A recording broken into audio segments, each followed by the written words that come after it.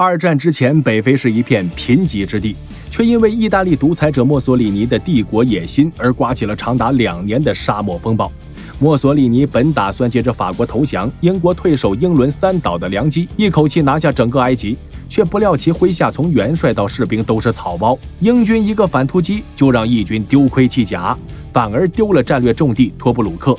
然而，随着隆美尔带着德军来到北非救场，战争的天平迅速逆转，北非的英军也很快尝到了失败的滋味。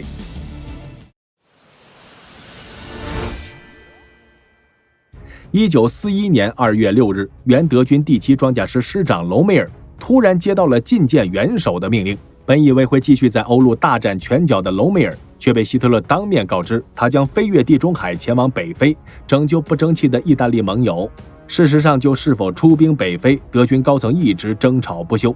历史上，德国在北非没有殖民地，而以高效和严密著名的德军总参谋部没有在沙漠地区开展军事行动的经验，故而德军统帅部提出只派7个营级单位前往北非，强化当地义军的战斗力，阻止英军继续西进即可。但希特勒却认识到，若能一举击溃北非英军，甚至切断苏伊士运河，就能狠狠打击日不落帝国的威望，甚至能促使其殖民地与英国离心离德，继而在入侵苏联之前逼迫英国向其主动求和。尽管内心有所抵触，但隆美尔还是服从了希特勒的命令。他于2月11日飞到罗马，同墨索里尼就北非问题进行了会谈。2月12日，他到达了黎波里，考察当地义军的战备状况。3天后，德军的第5坦克团被分批运到了北非。德军最高统帅部命令以该装甲团为基础，结合其他步兵、炮兵、工兵单位，组成德军第5轻装甲师。尽管该团的装备不过是6辆指挥坦克、60辆2号坦克、71辆3号坦克和28辆4号坦克，但比当地义军装备的那些袖珍坦克和机枪战车要强大得多。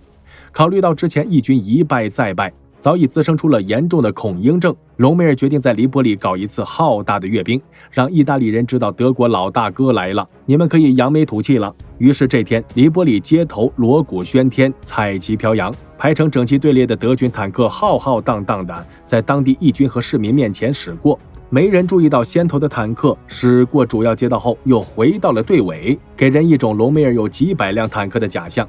隆美尔还下令做了许多假坦克，布置在黎波里城外的义军阵地上，从而让英军的侦察产生严重误判。讽刺的是，隆美尔有些料敌从严了。前面提到维维尔将军最初只是想将义军赶出埃及，哪知义军竟然兵败如山倒，才让英国人反推了800多公里。2月6日占领班加西，控制了整个西兰尼加地区。但这时英军的后勤能力也到了极限，丘吉尔又误认为北非的局势已经平稳，于是许多作战物资被运往希腊。之前战功赫赫的奥军第6师也去了希腊，换上的奥军第9师战斗力不足，第7装甲师被调回亚历山大休养，支援北非地区的战机也转移到希腊战场，导致北非的制空权开始易手。英军在关键时期转攻为守，给了隆美尔从容部署的宝贵时间。同时，之前连战连胜也让英军从上到下不免滋生了严重的轻敌情绪。3月11日，隆美尔下令第5轻装甲师师长施特莱彻将军率先头部队从迪利波里向东出击，前进了80公里，没见到英军呈建制抵抗。于是隆美尔也不禁滋生了野心，认为之前保住利比亚的目标过于保守，下令德意军队全部出击。3月31日，德军攻陷了普雷加，4月2日又占领了阿杰达比亚。讽刺的是，英军司令部破译了德军电报，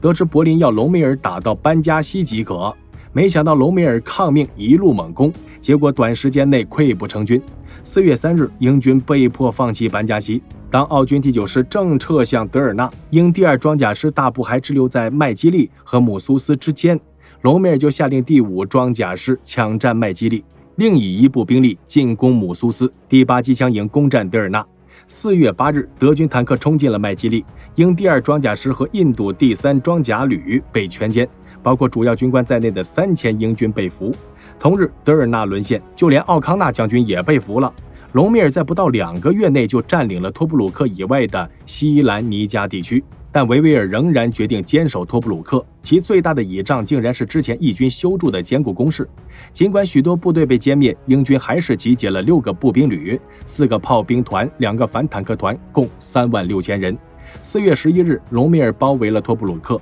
但由于兵力不足，英军的飞机和战舰反复攻击其海上和陆上补给线，导致其至5月9日仍毫无进展。这时，德军副总参谋长保罗斯来到北非，告诫隆美尔凡事有个轻重缓急。离谱的是，墨索里尼死要面子活受罪，竟不愿更多德国部队到北非替他抢地盘，隆美尔也只能原地构筑工事围困英军。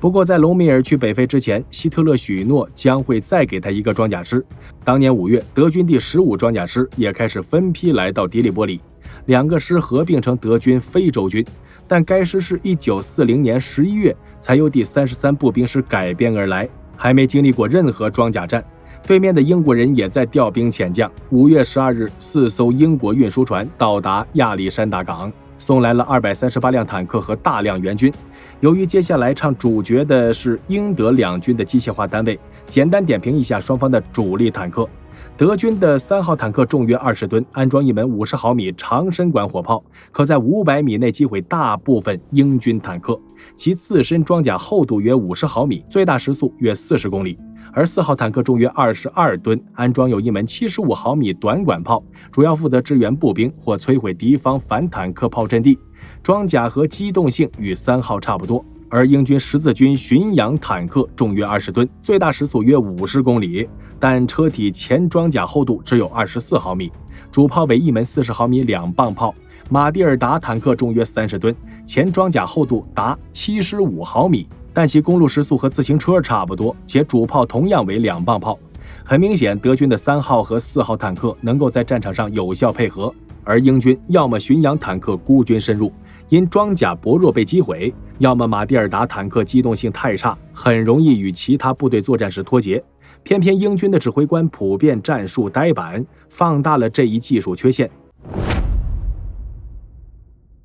5月15日，英军发动了代号短促作战的进攻，一部从正面攻入哈勒亚隘口，装甲部队则进攻卡普措堡。5月22日，隆美尔来到前线，决定趁英军分兵作战的时机夺回哈勒法亚隘口。27日清晨，德军就击退了英军，并缴获了大批的战利品。之后，德军在巴迪亚发现了大量义军丢弃的军用物资，又借助临时性的修理厂修复了大量的大炮和车辆。因屡次顶撞自己，隆美尔撤了施特莱彻，由拉芬斯坦少将接替其职务。没等德军第15装甲师全到达利比亚，6月15日凌晨，英军又发动了战俘行动，分3路向德军阵地发起大规模进攻。哪知右路进攻哈勒法亚隘口的英军撞上了德军4门88毫米高射炮组成的炮群，19辆坦克被击毁了15辆。左路英军第7坦克旅也在哈菲德岭被德军88炮伏击，遭受重大损失后不得不撤退。而中路英军的马蒂尔达坦克气势汹汹杀向卡普措堡，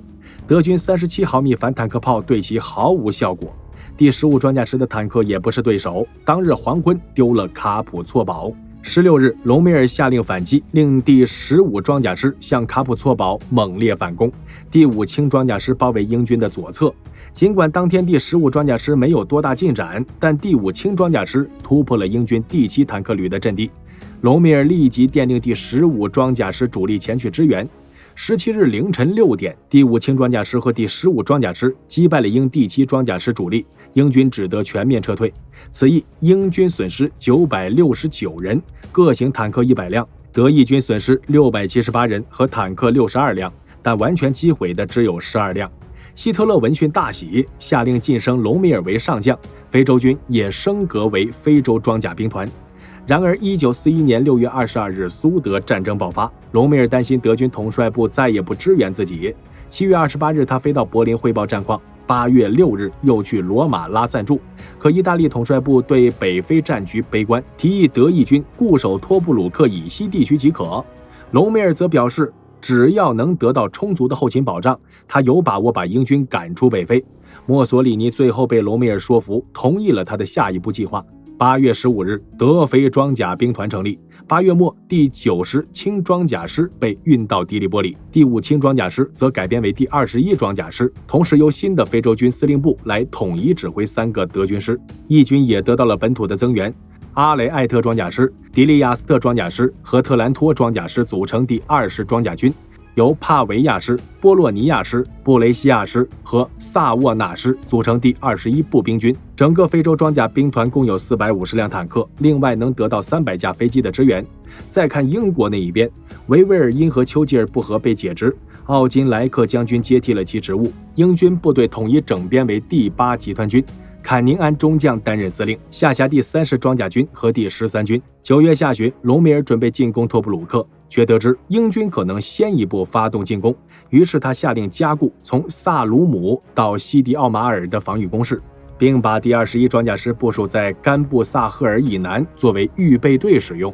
1941年11月18日，英军发动了十字军远征，隆美尔却把主力用于围困托布鲁克，只让第21装甲师向东迎敌，导致英军很快攻占了西迪雷泽格机场。11月20日晚，隆美尔终于意识到局势的严重性，他命令克鲁威尔指挥非洲军另外2个师于21日向西迪雷泽格前进。22日，在88毫米高射炮的支援下，第21装甲师击溃了英军第4和第22坦克旅，重新夺回西迪雷泽格机场。第15装甲师击败英第7装甲旅。23日，双方展开了激烈的坦克战，德军最终歼灭了英军第7装甲师残部和第1南非师大部，不过他自己也损失了坦克70余辆。24日，隆美尔亲率非洲军主力向东挺进，以切断英军的退路，引起了英军的恐慌。坎宁安准备下令全线撤退，但前来督战的奥金莱克将其撤职，任命里奇将军为第8集团军司令。26日，英军新西兰师